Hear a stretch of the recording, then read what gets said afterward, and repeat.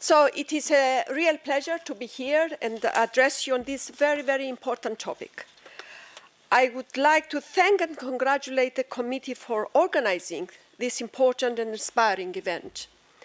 And I salute your endeavors to put culture and creativity higher on the European agenda. I share your ambition, of course, entirely. We all know that culture and creativity can play a key role in local and regional development and raise the profile of European cities and regions. This is apparent from different studies, and it emerges clearly from the work carried out within the EU Agenda for Culture, our process of cooperative policy exchanges with member states and stakeholders. The impact of the cultural and creative sectors can, of course, be measured in terms of conventional economic growth. But we can also see a deeper value, by which I mean the promotion of the overall creativity of societies, the encouragement of the unique identity of the places where culture flourishes, improvements in the quality of life, and the enhancing of local image and prestige. That is why in the communication that I presented in 2012, I highlighted the need for an integrated approach to supporting the cultural and creative sectors, involving different sectors at all levels of government. The regions and municipalities are, of course, central players for supporting creativity at the grassroots level. I strongly believe that in our cities and regions, culture can offer a solution in times of economic downturn because of its contribution to growth, jobs, and social cohesion, and thanks to its potential for fostering innovation. Let me take this opportunity to warmly thank Anton Rombouts, Rapporteur for the Committee of the Regions' opinion on this communication, for his passion and determination in promoting the value of creativity. Over time, smart investment in cultural and creative sectors produces real, lasting results which can help member states to meet the objectives of our Europe 2020 strategy.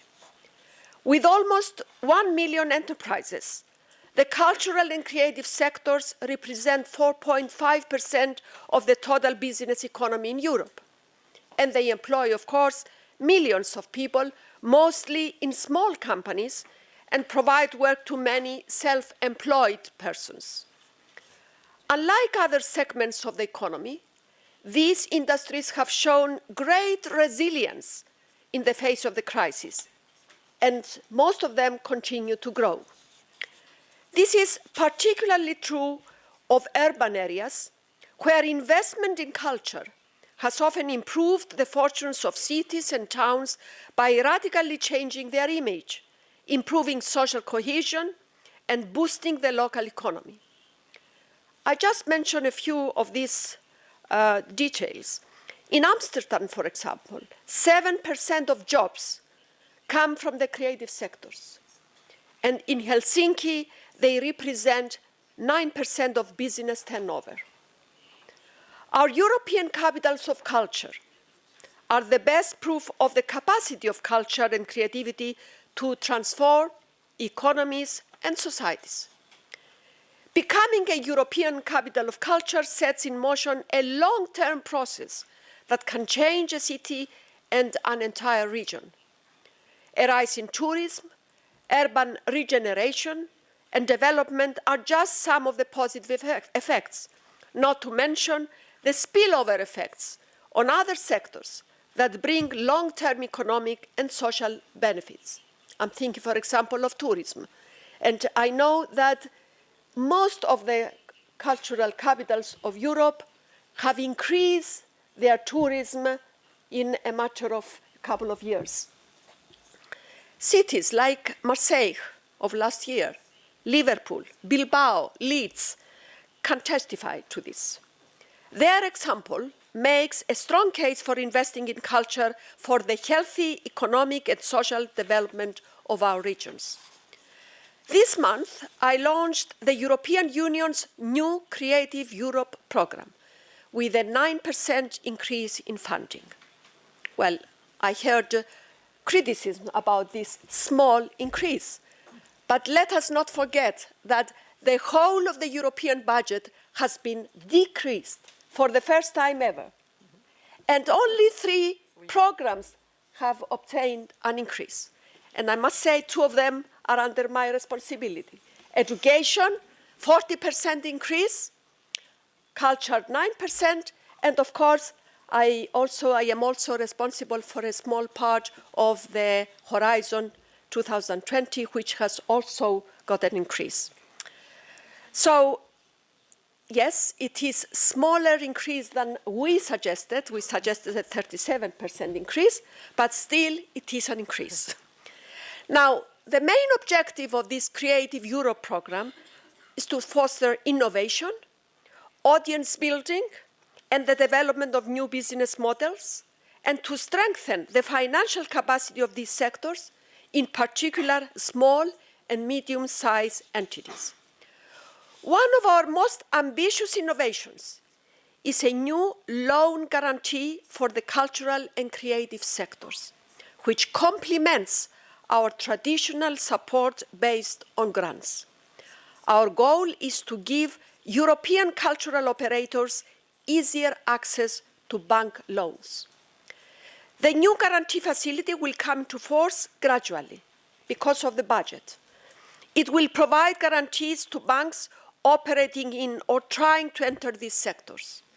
It will help bankers to gain the expertise they need to analyze the risks specific to this sector.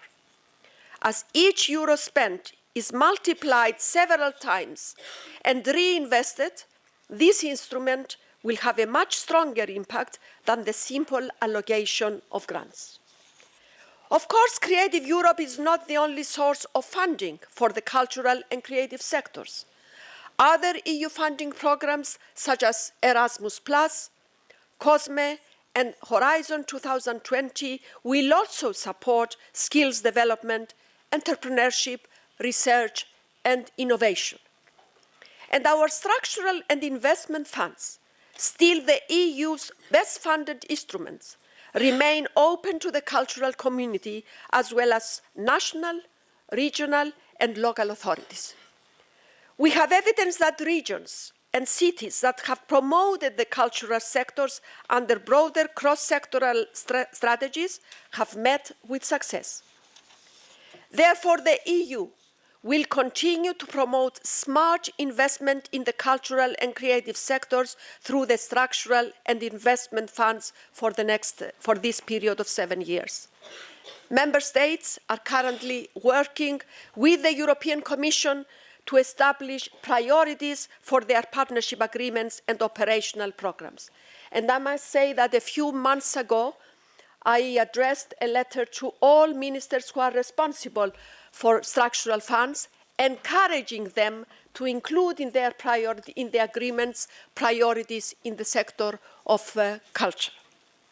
I am pleased to see that a large majority of member states mention investment in the cultural and creative sectors as well as cultural heritage in their partnership agreements, which clearly reflects extensive consultation with regional authorities. Now, we need to make sure that investments such as these are embedded in the operational programs. For cities and regions, the major challenge, as always, of course, is to ensure that culture is part of their long-term integrated development strategies. In this way, they lay the ground for their own economic success while contributing to Europe's economic recovery. Cultural heritage, too, is high on our agenda, in particular when it comes to its positive impact on the economy, on job creation, and on the attractiveness of a city or region. Following up on our 2012 communication on the cultural and creative sectors, I will propose a new initiative later this year on cultural heritage. Our goal will be to emphasize the intrinsic and societal value of cultural heritage, while making better use of its economic potential as a means to smart, sustainable, and inclusive growth. This will not be possible without efficient policy cooperation and more exchange of good practice among EU member states and heritage stakeholders, including at local and regional level. Dear friends, I believe that we need a new narrative for Europe, where culture and creativity take up their rightful place. Here, I totally share the vision set out by the Committee of the Regions. As we prepare the midterm review of the Europe 2020 strategy, we have strong evidence that by leveraging the potential of their cultural and creative sectors, Europe's regions and cities can make a strong contribution to economic and social development. This is an opportunity for culture and creativity to grow, to become embedded in policies for development, and to be better recognized. I am certain that today's discussions have enriched the ongoing reflection on culture and creativity, and I look forward to the outcome of your work and the close cooperation of our respective institutions. Thank you very much.